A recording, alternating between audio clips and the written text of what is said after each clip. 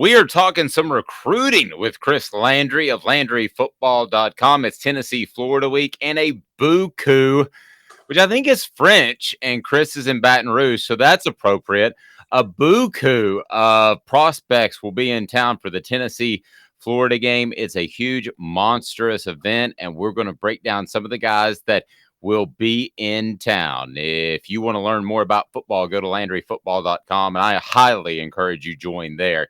Hit the like and subscribe button. Please share so that we can be a part of your Tennessee, SEC, and recruiting coverage. I love getting Chris's insight on two fronts because Chris can give you a breakdown, an eval of the players that we're going to talk about. And he also talks to a lot of coaches that are involved in recruiting. So there's some insight there. So let's just start, if we can, Chris, with Caleb Herring, who has been a Tennessee commit since April, an edge rusher, 6'5.5", 206 pounds. When you see him on tape, what are your thoughts out of Murfreesboro, Tennessee, Riverdale? Yeah, Riverdale's a really good program too. They've done a very good job there. I see him as a guy that's going to be a 230-pound guy before long. I mean, not right away, but he's got really good edge rush ability, plays well in open space. I think he shows good pursuit to the football. And, he plays basketball and baseball as well. I like guys that play other sports. His movement skills very, very good. You can, to me, he can cover in the slot. He's got the closing speed. He can bend and get the corner and close the corner. Active player. I think he's got good instincts. He's always around the football. He's not real big. He's got to improve his body mass, and look, that's okay. He's 17 years old. He's supposed to do that, and he's supposed to grow into it. That's going to generate more power to his game going forward. So he's going to need a couple of years to physically develop, but get him in there early. He could have an impact. He's a younger prospect, in the 2023 class, 17 years old. So in time, I think he's going to be a really good one. And I like guys who can, rush the edge, and those guys are impactful guys, no question. He's a Tennessee commitment for the upcoming class, the 2023 class. And then there's Boo Carter, who will be in town for the Florida game. 5'10", 184 pounds, an athlete out of Christian school in Chattanooga. And I keep hearing the one word over and over and over when it comes to Boo, and that's electrifying.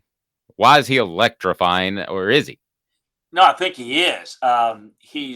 He's really explosive. He's got great change of direction. You mentioned his size. He's got some growth room there. He's about 6 feet. He's got pretty good length.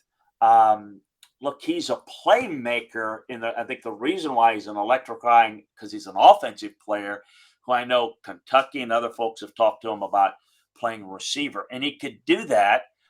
Even though he's got cover ability on the other end, and I know that's kind of where Tennessee's thinking about him.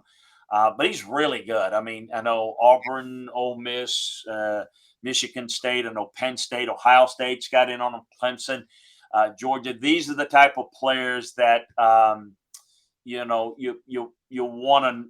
want to get if you're Tennessee. It's fine to get some guys that I don't use the star system, but I refer to them because, Dave, that's how people relate. Tennessee gets a lot of 3-star guys that may have some upside. Getting 4-star guys that others want, I think, is what they need more of. And this guy is one of them. The first two of them are. So he does know. He's good friends with Barry and Brown, who's at Kentucky. So he's from the same area, as you well know, being from Chattanooga. So this is a guy that Tennessee really needs to get. I think they're in pretty good position, but we'll see. Would be good to get him in the fold. Chalk Talk today brought to you by Craft Treats. Craft Treats has the CBD pet treats that will help your furry little friend with anxiety when it comes to car rides, or maybe social anxiety, or maybe we're even talking about loud sounds. We have acorns drop and my dog jumps, not with Craft Treats. And also it's great for your pet in terms of arthritis. If they're suffering from that, my pet's getting a little bit older. So Hit that like and subscribe button. Let's break down a couple more. Caleb Beasley out of Lipscomb Academy in Nashville, 2024, a cornerback, 6 foot, 179, 180 pounds in there, thought of as a 4-star. I know you don't use that term, but what do you think of him? I agree with that. He's another one of those guys that I think the Tennessee needs to get more of. And boy, Lipscomb that's another place. It's amazing in it, Dave, being living in the state as long as you have, how much the mid-state area has really improved in terms of the quality of high school programs and the prospects. He's a perfect example of it.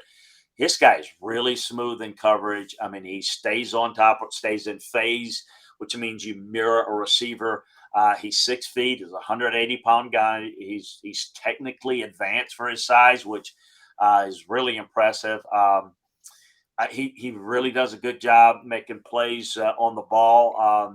Seen some stuff in camp work that he's done really good against some of the best receivers in the country.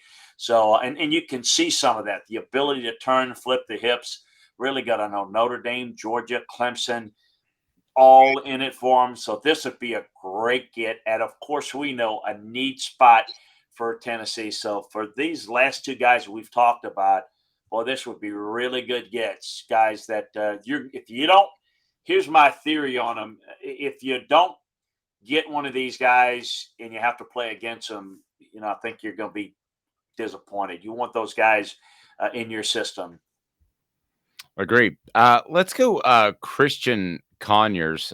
Your thoughts on him? I know that's a guy that Tennessee has followed really closely. What do you make of Christian Conyers?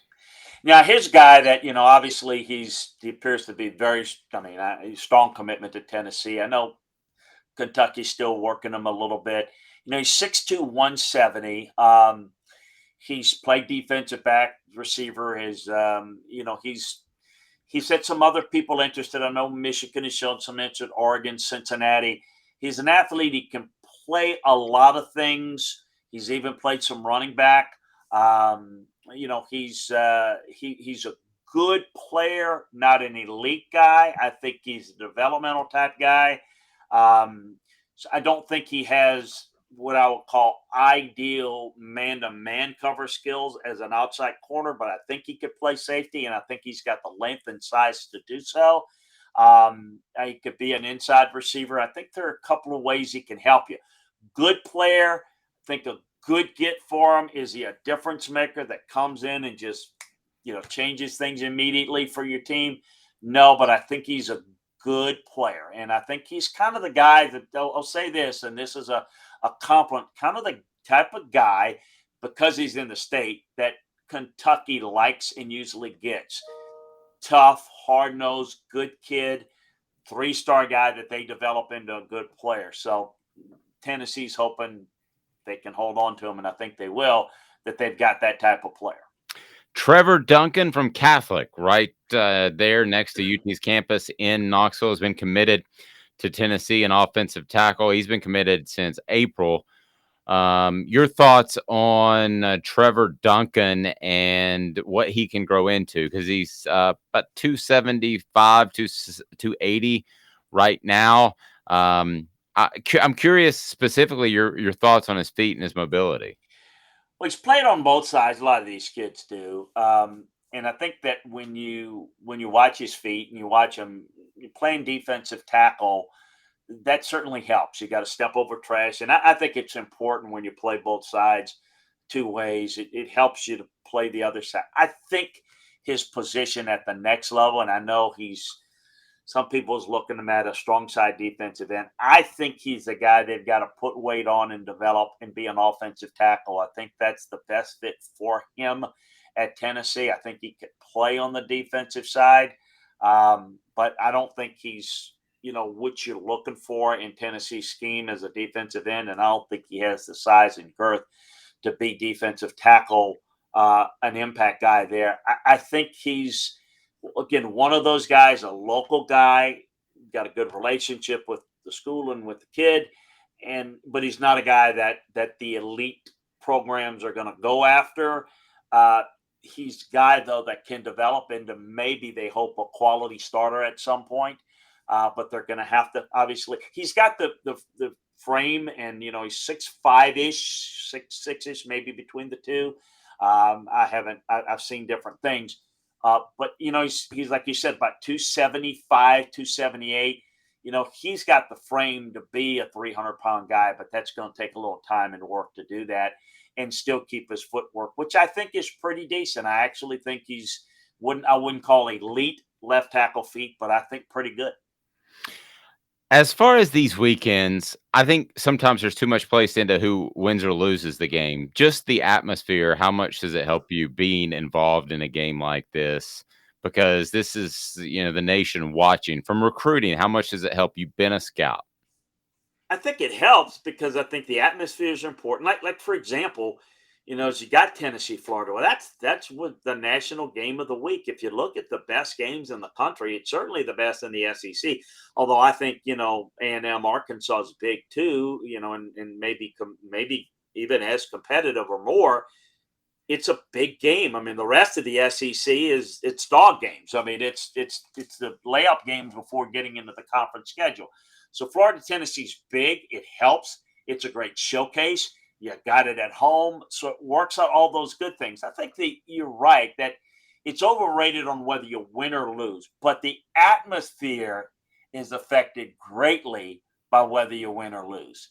So if you go there and there's a lot of excitement and your team plays well and there's buzz and there's electricity that feeds into the player. You don't play well and it's not real good, then you don't get that buzz of the field. So you wonder, some of these guys obviously have been to Tennessee games. They're local enough to where that's the other factor.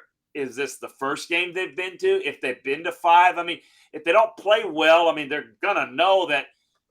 But if it's the only one trip you take and it's a great trip, that's a great impression. Meaning it's an exciting game and your team is doing well, it's great. If it's not, then they'll have a negative view on it. But because like anything else, it's you only get one chance to make a first impression. If that's your only impression, well, then whatever it is, good or bad, is going to stick with them a little bit more, as opposed to if they maybe come to other games in which they may have seen a little bit more of it. But it still comes down mostly, Dave, how comfortable they are with the coaching staff. Where do they fit? Are they comfortable? They feel they can come in and help. That's what it really matters. And if you go in and there's a lot of electricity, there's a lot of buzz in the stadium, but you don't have a good vibe among that coaching staff, the electricity in the stadium won't matter. And if you've got a great feel for that program and you feel like it's, you're comfortable, but your team doesn't play well and it's a dud of an atmosphere, again, it's not going to have that big of an effect if you're very comfortable. The other thing is in some cases, this doesn't apply to Tennessee right now, of course, but if you're not playing well and there's like negative buzz about can you imagine bringing kids to Auburn right now and the difficulty that they're having to deal with? They know, they hear it. Sure. There's going to be a coaching change. So I think circumstances dictate. So even if there's a lot of positive buzz and say Auburn has a great game this week against Missouri and they win out, and well, then that could have a positive effect. But, a lot of it's situational depending on where the program is. And I think that's a big part of it.